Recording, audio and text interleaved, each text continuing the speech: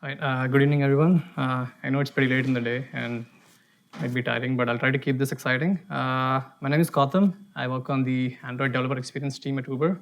What we do is mostly we build tools for Android developers at Uber, and we focus mostly on build systems and CI and that sort of stuff. I also put these slides up online for people who are on the live stream and may have some troubles with it. So if you want, you can always follow along. And today, the topic I'm going to be talking about is lightning fast Android builds with Gradle and Buck. Before we get started, how many of you use Gradle to build your apps? Quick show of hands. Okay, keep them there. How many of you are happy with your build speeds with Gradle? Oh. All right, good audience then. Cool. So Gradle for Android development is really common for a lot of people to use Gradle when they start on Android because it's officially recommended by Google, has a lot of tools already built by Google and the third-party ecosystem. Great things like the Android Gradle plugin, Android Studio, a lot of plugins that other developers wrote on GitHub that you use every day. And it's very easy to understand for the most part if you know what you're doing. And you can maintain it pretty easily because the build.gradle files are really succinct and to the point. So it's great for that part. So when you start your Android project, let's look at how it might look like. So you typically have one app module that the project wizard creates for you. And this will contain all your code, all your resources, and you just hit run. And everything looks nice. Initially, it's a really nice, simple project. You have one file or a couple of files in there. Gradle is pretty performant. And as you start adding more and more code, you start to notice some things happen. So builds start becoming a lot slower because a lot of code needs to be compiled and the APK needs to be built. And features like instant run get turned off or don't work all the time, especially if you use annotation processors, which I think 98% of all Android projects do these days with things like Butterknife and Dagger and a lot of other great annotation processor libraries. So that becomes a problem. So there are a couple of options that you have at this point. We ourselves at Uber face this issue. So what we started doing, we basically started shipping all our dependencies to an internal Artifactory, Maven Central sort of a system. So what we would do, we would build them once, and we'll keep all these dependencies focused. And this way, we avoid rebuilding them every time, and we'll just fetch them as part of the compile. So this is great, until you start realizing that making changes in these modules becomes a really big pain point, especially if you have a lot of dependencies which interact with each other. Dependency hell can happen a lot where you change something in one module and another module depends on it, but the API is no longer there, and you start seeing crashes at runtime, and it's not fun trying to debug those issues. And there's another approach people tend to take, and this is what we are doing right now. You would create all these modules in a single repository. One of the advantages of this is all the changes are atomic, and there's no dependency hell anymore because everything is pointing at head. And you can only build and test as you need to. This is because if you make changes in a module that does not need to be rebuilt, you can try avoiding that work. Here are some cons of this approach, though. Especially if you have a lot of modules, you start seeing the Gradle completion times can start getting really slow. And most of the times, the Android Studio memory usage or the Gradle daemon starts acting up a lot, and then you basically can't use your laptop most of the times. And that became a big problem for us. So how does Gradle scale when you have a complex app? At Uber, some of our projects have 100 plus Gradle modules. This is not an exaggeration. And we found that Gradle does not scale really well when we go to projects of that size. This is purely mostly because of all the things that I talked about around configuration time and the up-to-date mechanism of tasks not being as granular as we would expect. So we found that making a single line change can sometimes take several minutes, 5 to 10 minutes to build and test. It's very counterproductive in general. And things like the Gradle daemon, parallel builds, and the configure on demand helped us a little bit, but not by much, especially if you have a really large project. There are some benefits you can get, but it'll still be slow enough to notice. And I think if you attended Hans' talk today on Gradle, he did talk about a lot of things like caching and better incremental builds. I think when we started looking into this, they were very far away. And even at this stage, they're still very experimental and haven't been proven out yet. So definitely something to look forward to, but we don't know what the status of those things were. And as we also started noticing that as we make more and more modules, Android Studio was almost unusable for us. And we've been working with the tools team a lot to give them feedback to make it faster, but there's still a lot that needs to be done to make it usable. So most of the time, we ended up just hitting the Gradle button, assemble debug, and just wait or go get some coffee. Or some people actually started doing laps around the office because it was more productive that way. You could at least use your time that way. And this is not productive at all for actual software development.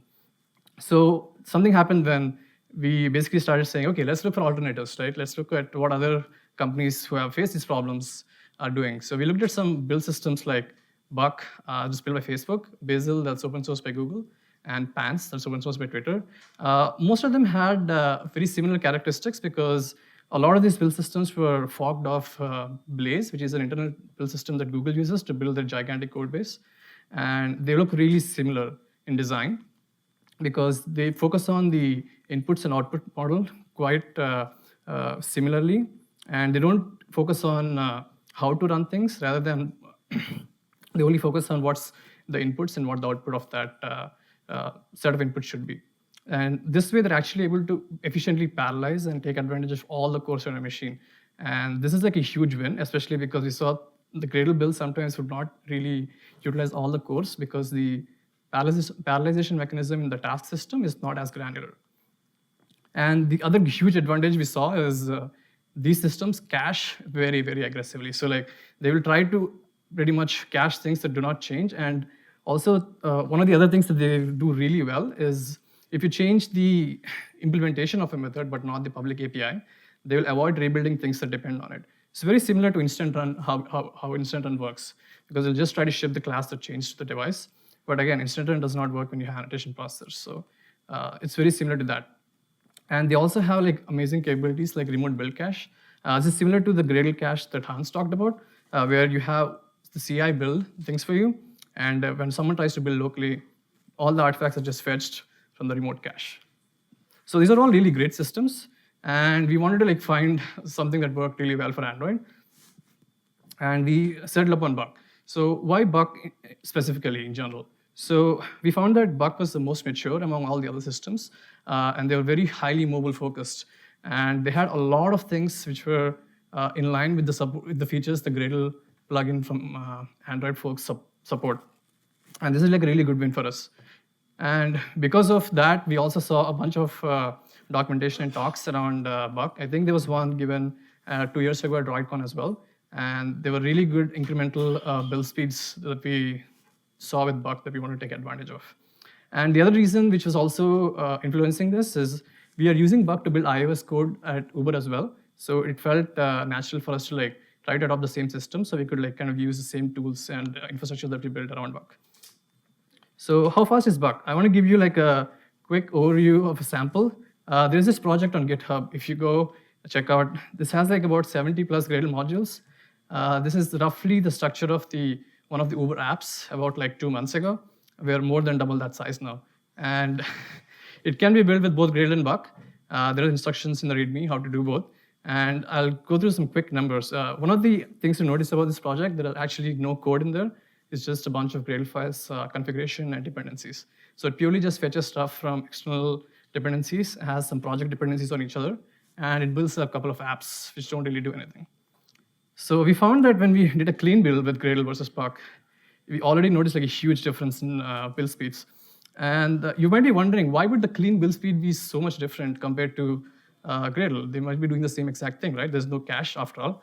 The answer would be in how they parallelize. So we noticed that if you run the same exact build on a 4-core machine versus a 24-core machine, Buck would take advantage of all the cores every single time. So that makes a huge difference, especially if you're running your builds on CI, which have like more beefier machines. And talking about ABI changes, for example, if you just change if we don't change the ABI, sorry. Sorry, we change the ABI, I'm sorry, which means that we actually change the public API. We almost got like the same amount of speed up, but Gradle was still lagging behind. And if you did a change which was not affecting the public API, it's literally like something that's internal to a method, we saw even better speed up. And this is most of the time what developers would do on their machines. They would make small changes and want to quickly deploy and see what the speed is like. Of course, typically you probably wouldn't have 70 plus Gradle modules in your project, but it's kind of indicative of what you might see on your projects as well.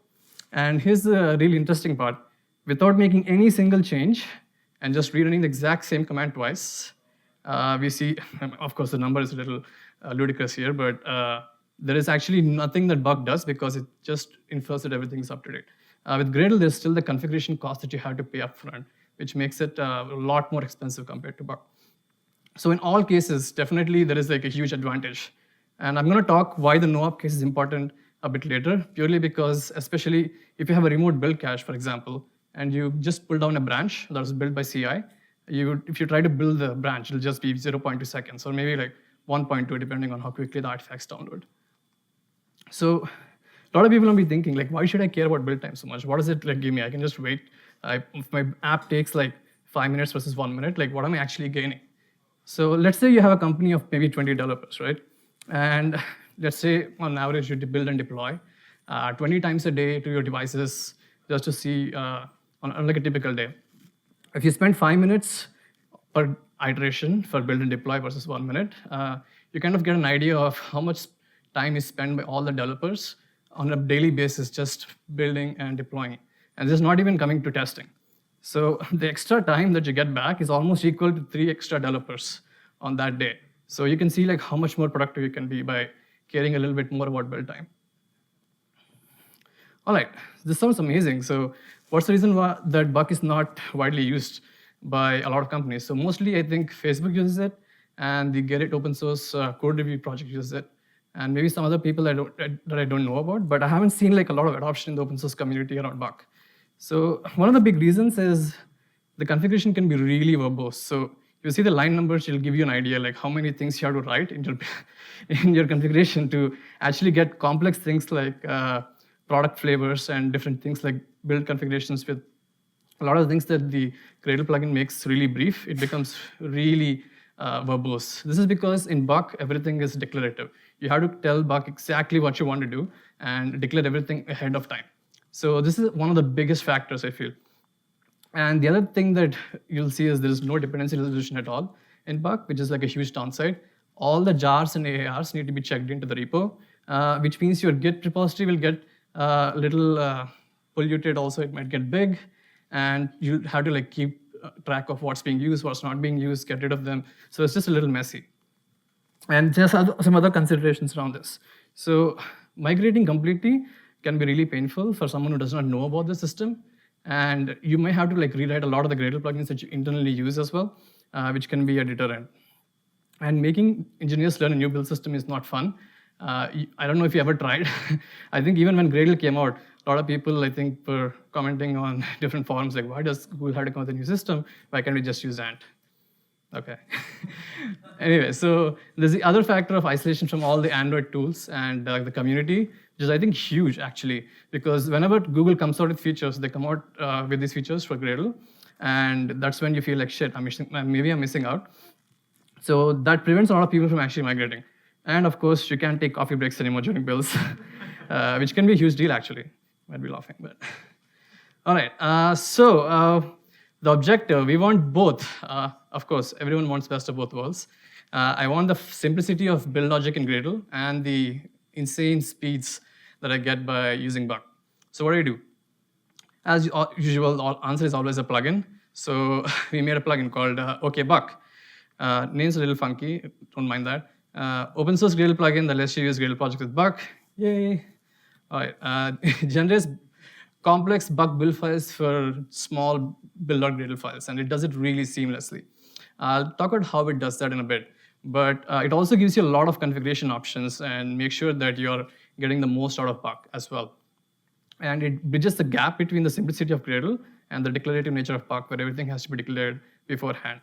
And we are using this at Uber for several months now to build some of our largest standard projects with Buck. And we have seen speed improvements of between 8x to 60x on incremental builds. And they already took a quite long time to build before, so it was a huge productivity gain for all of us. So what is OKBuck actually doing under the hood? If you look at the build.gradle file, you can see a lot of things that you declare, like compile, and you'll have things like different build flavors or build types, and you will declare like dependencies against them. So it basically goes through the dependency graph model and then abstracts them out in memory. And it downloads all the dependencies that you have in different configurations to a local cache. It's kind of how Gradle has this local cache as well. It makes another copy local to that project. And then it translates all the different Gradle task parameters into the Buck's rule-based model. As I told you before, Buck does not have a task-based model. They have a rule-based mechanism where they have inputs and outputs. So it does that translation under the hood. And for something that looks like this in the Gradle world, very typical compile SDK, build tools version, so-and-so, like you have one dependency here. It'll generate something around these lines where it will say, okay, these are my sources, and this is my manifest, this is my target API level, so this is like the Java compatibility level. And these are all my dependencies that I need to depend on. So looks really simple, but as I said, this can get really big. So in the test project itself, I think it generates about 25,000 lines of Buck configuration from all the different build.gradle files. And just think about that for a minute. That's a lot of lines. If you were to write it by hand, it will take you forever. And of course, you could always optimize it, but it's nicer if a machine generates it for you. And the other great part about this is like it's very seamless to use it. And for example, all the options that you set in the Android Gradle plugin, it tries to understand most of it at this point. There might be things that it does not know about yet, but it's not that difficult to add support for them. And for example, like it gets all the sources, resources, the manifest, and everything for different build flavors and build types. It figures out what annotation process you have and what it has to run during the Buck build. And for example, it does things that Buck does not understand. Like they only have a configuration option for one ProGuard file per target. So what OKBuck does, it extracts all the consumer ProGuard files from all the ARs and generates one gigantic one to use with Buck. So it does a lot of other stuff under the hood to kind of like make it easy to consume these Gradle options in Buck. And this is the best part. So it provides a wrapper script called BuckW. I think we stole that name from Gradle W.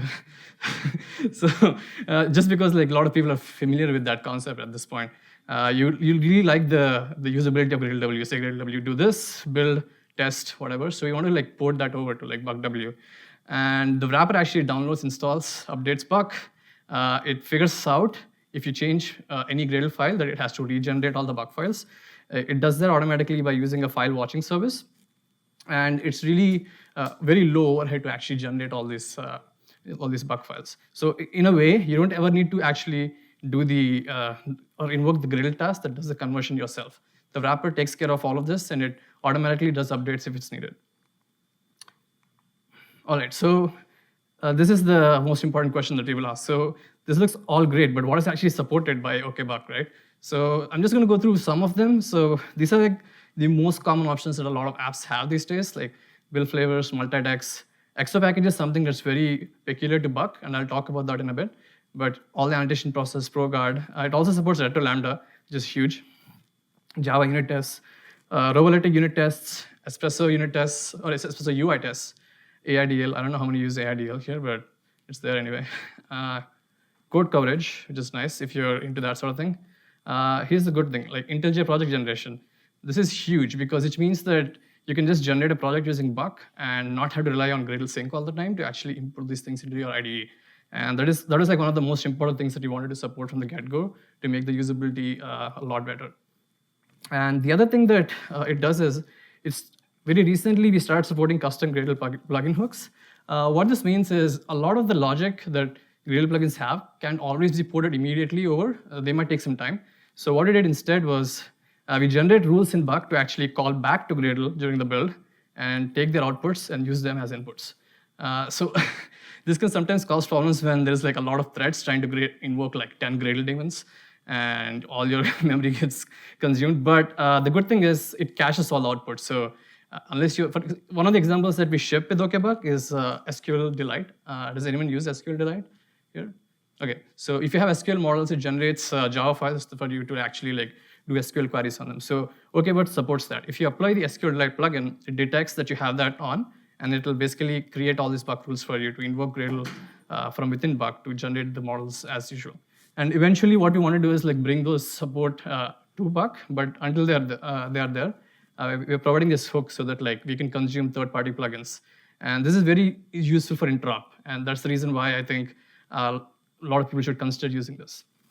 Vector drop is another one, and custom build config fields if you have them in your build or Gradle. Here's things that are not supported yet but are planned. Flavor dimensions are not supported. I'm not sure many people use them yet. We haven't used them, so we haven't had invested any time into looking into this. Android lint we're currently looking at. Just as an example, I think on our project, I think it takes about 25 minutes to run lint on 4 different machines in parallel using Gradle. And with Buck, we're able to run it in less than 8 minutes or so on a single machine. So huge savings already. And Kotlin support is something we really care about because a lot of Android developers are using Kotlin. Buck has support for Kotlin libraries recently. There still need to be some annotation support added for that, but we are working on that as well. Data binding support, render script, transform API. Jack is still a question mark right now, but we will look at it as things come around because a lot of these features are actually not okay Buck. They're just features missing from Buck that we'd have to contribute back. So if you're using any of the other features that are not there, please be patient. We're working on them. Okay, quick migration guide. Now that I convinced you, finally, hopefully, it's very simple to apply the plugin, right? You apply the plugin on the root project, not on the project that is an application, but on the root. Please keep that in mind. You have to apply it on the root because it needs to know the state of all the other projects that are there in your project. And once you have that, you generate a Buck wrapper. This is the only time that you'll ever need to interact with Gradle after this, hopefully. So you generate the Buck wrapper, it creates a wrapper called BuckW. And to get a sense of all the things that you can do, you can run this command called Buck targets. It gives you like a list of targets that can be built or test. And for example, if you have a target called APK, you can just say Buck build APK. Simple. And you can install the APK, and -r is just a flag that says run the main activity once it's installed. And you can generate an IntelliJ project, or you can run tests. Of course, there's like a lot of filtering options you can do on the test to like select single tests to run and stuff like that. And the OKBuck project wiki actually has a lot of information on how you can set up IDE debugging and those sort of things, which I'm not going to cover right now because they're very heavy material. But this should be actually enough to just profile it or give it a try or get a feel for it and see how it works for your project. All right, most projects don't really need much configuration. There's a lot of useful default set already around the build tools version, the compile SDK. I'm going to go over some of these options. So Buck projects is just a way to tell which project should OKBuck care about. For example, if you have some projects that are not compatible with Buck, you may want to like just get a subset of them and turn it on. And if you're using multi-dex, these two are the options that you really care about. The first one is called linear luck hard limit. If you Google what that means, it's sort of basically saying how big can your dex file get in terms of size. And older API labels had like a limit on how big these dex files could get, so that's why they provide this option. You may need to tweak this to get your thing working. And the last thing is primary dex patterns. If you use multi-dex in Gradle, you don't really need to tell it what classes to keep in the main dex. With Buck, it's not the case. If you're not having multi-dex, everything will end up correctly in the main dex, but if you do have it, you need to help it out a little bit. This is not that difficult in practice. Most of the times, it's just classes that are in your main application class and all the things that are imports. And you could give like some patterns to say, okay, anything in this package needs to go in the main dex. And once you configure the plugin, how do you configure Buck? So Buck has a lot of options that I cannot go through in this talk, but there's a link I put at the bottom to kind of explore what all the things it can do. And if you look at the OKBuck project, there's some useful examples in the Buck config that it uses. So you can also control the version of Buck you're using a Buck version file. It's literally a SHA pointed at a repo because always live on head because we like to live dangerously. And the Buck JVM can be configured with Buck JavaX, things like JVM heap space and like things like those, stack space, stuff like that. And all the outputs usually end up in a directory called buckout, where you'll have like the APK, all the generated sources, and all the cache and things like that. And once you have it, how do you make Buck build faster? OKBuck does a lot of things for you, but you can also help it out a little bit. You will probably find some advantage by moving all your dependencies to a top-level file. So if you see on GitHub, there are some projects that put all the dependencies in a top-level dependencies.gradle. This is nice for several reasons. It makes sure that all your projects use the same version of a particular dependency. It also avoids unnecessary downloads of dependencies that will get discarded anyway, because eventually you'll just choose the greatest version. And this is the most important thing that you should keep in mind. You get the biggest benefit from Buck if you split up your project into smaller modules. These may not be 100 plus initially, but maybe start off small, like try splitting out some of your utils or like some for UI or network, things like that. Just try to keep them in like smaller modules, and that helps out a lot because Buck avoids rebuilding those things. And the other thing that you may want to do is disable unnecessary plugins when running OKBuck. So this is useful because if you have a lot of third-party plugins, they might do some stuff during configuration that's not really useful at all for Buck anyway. So there is a system flag that the Buck wrapper passes down to Gradle that you can say, okay, if this flag is enabled, maybe turn off the Maven plugin or something like that. And I'm going to talk a little bit about exo package and what that means. So exo package is basically like instant run before it was even made public by Google. And it's also multi-dex, I guess, before it was a thing.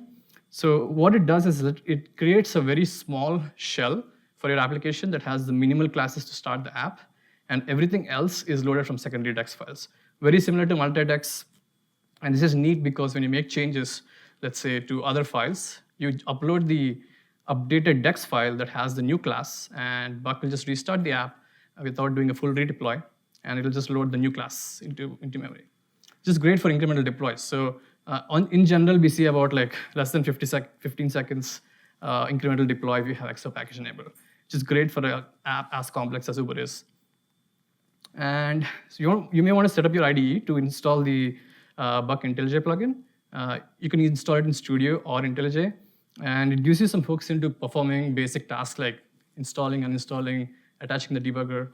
Super basic, but it gets you most of the daily tasks that you use. And you may want to, once you install it, you may want to point it at the wrapper. There are instructions on the OKBuck wiki as well about how to do that.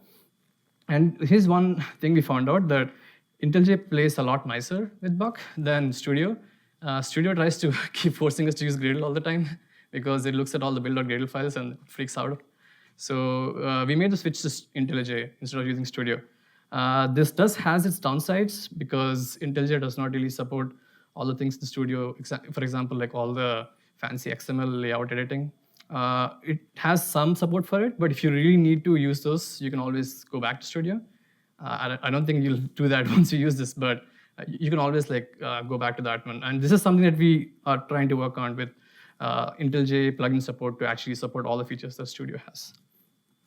And a lot of projects actually use Butterknife, and this is really tricky because Buck builds all Android code as libraries, which meant that Butterknife was not an option initially. It was a really big problem for us because we really wanted to use Buck, and not having the option to use Butterknife means more boilerplate code, and I don't think anyone likes boilerplate code anyway. So what we did, we added library support to Butterknife about the time that we were trying to invest into this, and I think it was really a nice addition in general, just for like people who are using Butterknife with Gradle, but also it lets us use Buck with Butterknife, which means that it unblocks our migration. The easiest way you do that is you apply the Butterknife Gradle plugin. Jake has instructions on his README about how to do that, and you would use r2.some IDE instead of r.id everywhere in your code. You could probably write a small regex script to like do all the replacing automatically, and that's it. You're set to use Butterknife with Buck. So this is one of the major gotchas that a lot of people don't know when they start doing this migration. And the other thing is, since all the libraries are, so all Android code has libraries, the resource values are no longer final, which means that if you switch case around resource IDs, they'll just say they have to be final. You can get around this by just changing the switch case to be an if-else block instead. Some other considerations to make when using this, Buck uses the old manifest merger, which is not up to date yet. We're working on updating that with the Buck people, but until then, it might sometimes complain that you might have something incorrectly set. We mitigate most of this because OKBuck actually runs the new manifest merger at the very start before it even passes it down to Buck, but it's something to watch out for. And another funky thing we found out is if you don't explicitly set hardware accelerated true in our APKs or in the manifest files, the Buck APKs would run slowly. And a lot of developers were complaining that, hey, the Buck APK is like slow, should we even be using this? And I was like, that doesn't sound right. Like the APK is still the same. what's going on. So it turned out it was just a flag that was missing. I don't know why it doesn't add it automatically, but I think Gradle does. Something to look into from our side, but definitely just set that if you experience like animations are slow or anything like that. And there might be issues that we're not aware of because everyone's projects are different.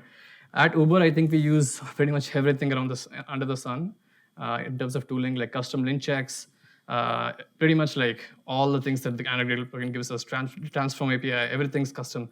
So we try to support as much as possible to make our apps work. So I think you might be covered, but if you find something that's a surprise or something rare, please file an issue on the project. We're actively working on this, and we'll try to get it fixed. So what's next for OKBuck? It's in version 0.7, which means it's still under active development, so APIs can change. We're trying to get full compatibility with all the Gradle plugin features and get incremental bug file generation going because you don't want to keep looking at all the projects every time. This is important as you have a lot of projects growing because of this approach. And you want to make the API plugin API stable and not change around things too much. And I talked about improved IDE plugin support. We're looking at investing in IntelliJ plugins to kind of like ease the pain of not using Ana Studio, or maybe even working with the tools team to like have a mode that says, stop bothering me, this is a Gradle project. We know it is. All right, and we also are planning to open source our own Buck cache server pretty soon, maybe a couple of weeks. This is something that we deployed recently, and it helped a lot. So I was talking about how you build something on CI, and then you come the next day, do a git rebase, try to do a build, and it's just magically there. So that's something that we want everyone to have and use. So we're definitely going to consider open sourcing this very soon, as our tests are showing that it's actually a huge productivity increase. All right, in summary for the plugin, one of the major benefits of this is quick to try, and you have a lot to gain. It gives you the best bang for your buck, I feel. And it's mostly abstracted away for better developer experience because you have the bug wrapper. You don't really need to care about what Buck's doing under the hood unless something breaks. And making code modular will give you the biggest improvement in general. So please keep that in mind when you start using this. And you're not tied down to maintain it if something does not work. You can always just fall back to Gradle. But you may not like it, but it can be temporary. But yeah, you don't need to like keep maintaining the system at all. Like you don't really need to learn something new or maintain it. So that is like one of the biggest plus points, honestly. All right, any questions?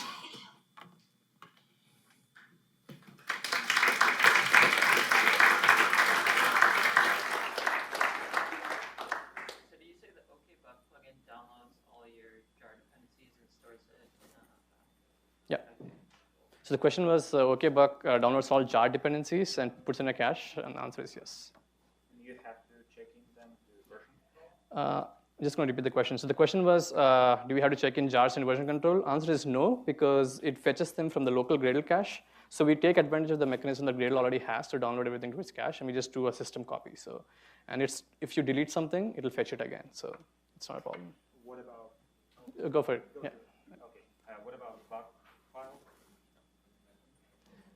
What about bug files that just get generated? Do we have to commit it also? Sure. So the question was, do we have to commit the generated bug files? Also, no, because it generates them on the fly. Because the moment you make changes, it'll generate the new bug file for every Gradle change you make. So there's no need to check them in. But it does slow down things, right? No, it's not actually. So the OKBuck task itself is really fast. Like you should definitely profile it, right? If you think that it's worth it to check in, you can always do that. Our official recommendation is not to, because we haven't had problems with like regenerating these files on the fly. Yeah. I have a couple of questions. Sure. One is related to the library. How does it like usually like in Gradle? Sometimes you can define with the plus where it's like any version with X number, like 5 to X. And so how does that work in the case? Like how does it know that? So you mean like you want to get like a specific version of a dependency?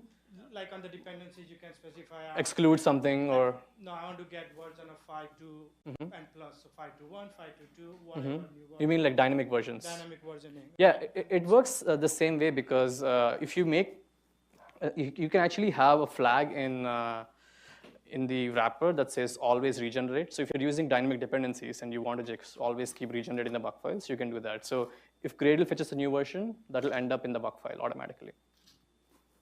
Okay, but if I'm not running the Gradle So the wrapper runs Gradle for you inside.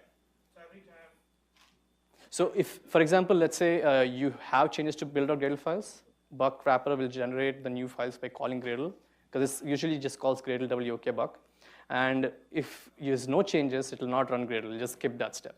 But yeah, but if you want it to always run because you have dynamic dependencies, you can do that, but it's recommended not to have that in general as a practice because you lose the reproducibility in your builds, right? Because you want the state to be immutable to get advantage of the cache. Otherwise, what's going to happen is like if CI fetched another version and your local machine has another version, the entire cache key is not the same anymore. And then you'll basically lose the advantage of the cache. So the recommendation is not to have dynamic versions, or if you really care about them that much, just commit the new version often if you really wanted to. sometimes you don't have dynamic versions, but when you do like a dev builds, you like a snapshot versions, and snapshot versions are really like. Yeah, so for snapshots, there's actually another thing. So there is some configuration I skipped. So in the wrapper script, when you generate it, you can tell it for these file patterns, if just delete them whenever you generate the Buck file. So for example, let's say I'm working with versions that have snapshots, right? So I can configure the Buck wrapper that gets generated to say every time you run the Gradle task to generate the Buck files, delete all the snapshot versions, get them fresh. So that solves the snapshot problem. We use local snapshot at Uber as well, and that's how we get around it. The configuration is there, and it's also documented on the wiki for this.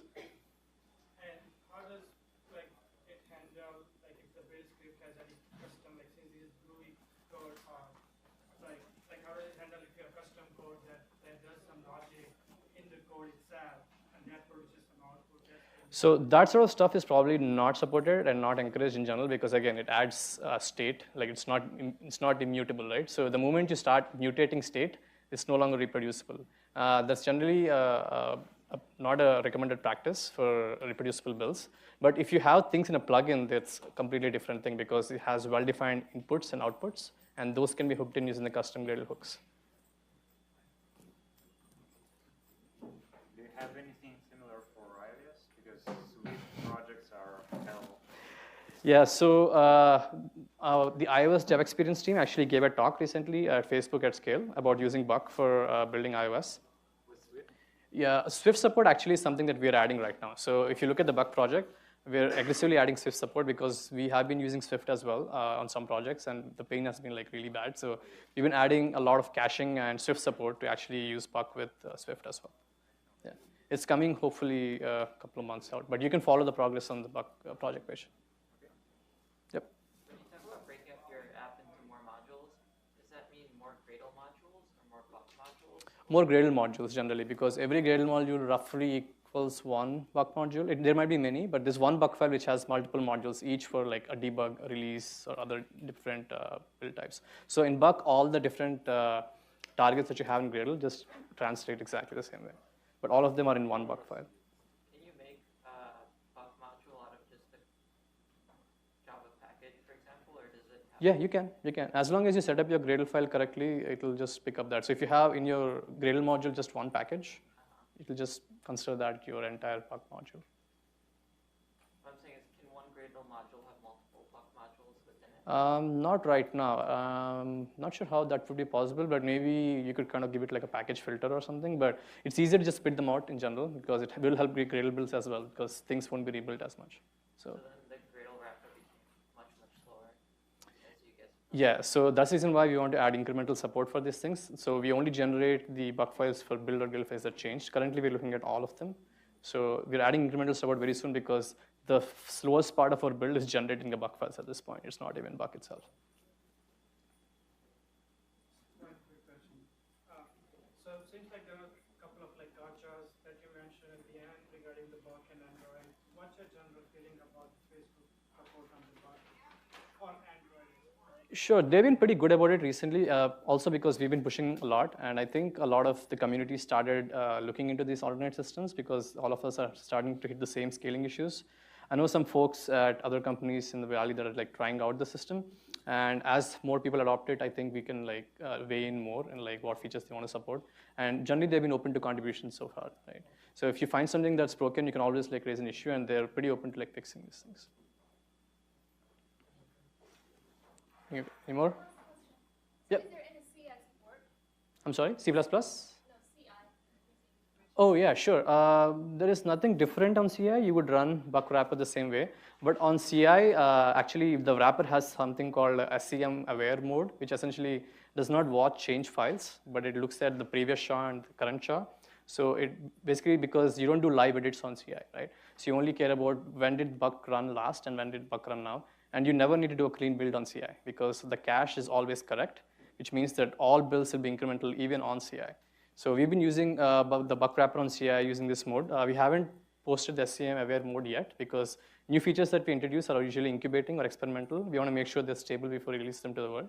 But it should be out pretty soon. At that point, even if you don't use that, it's still a lot faster because you have the cache already. So you will only take the hit of generating the Buck files. Really? Incremental builds on CI? Yeah, everything is incremental. We never cleaned in like months. So much? There's some Facebook guys at the back. You should ask them. Yeah, the Facebook guys don't even use clean builds. It's really nice because I never had to clean my workspace and my laptop on CI, which means that once you deploy the remote cache, it's always there. And we can set custom expiry policies on how long these things live. So you can think of it like you're consuming external jars, but not really, because anything that's local to your project is essentially just being pulled down from the cache, right? So it's almost like consuming an external jar because that's already been built and uploaded to the cache. But you can still get the edit bonus. So it's sort of like composite build without the overhead of making 2 edits in 2 repositories and committing them and then again consuming them. Yeah, but we do completely incremental builds on CI and local. We haven't cleaned in many, many months so far. Trusted. Right. Thanks, everyone. I'll be around tomorrow, and just feel free to grab me outside if you have questions. Thanks.